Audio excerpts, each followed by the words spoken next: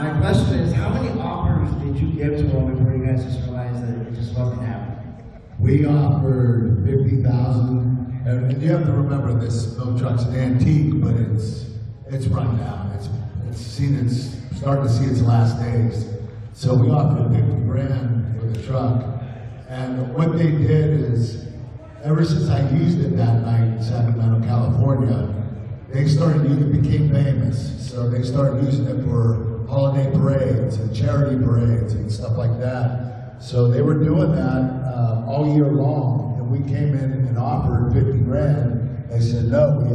We said 60 grand. They said no. We said 70 grand. They said no. We said 80 grand. They said no. They're not giving it away because it's too valuable to them. So it's kind of crazy that, you know, having that milk truck one night on Raw, and it becomes this famous truck for people out there in California, and they actually celebrate it all the time. So we actually knew we weren't going to get it. So it turned out the way I expected it.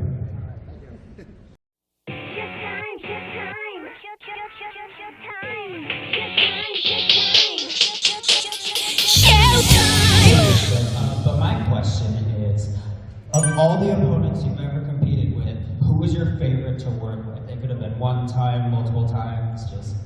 Honestly, it's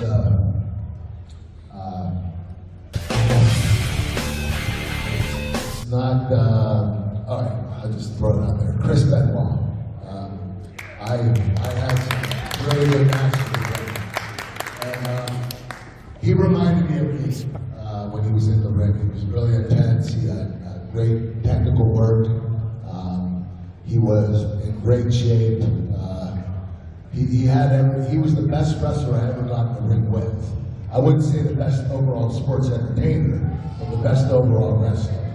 And I loved getting in the ring with him every time. It felt like we were outperforming our performance the time prior. So it was just getting better and better every time we wrestled.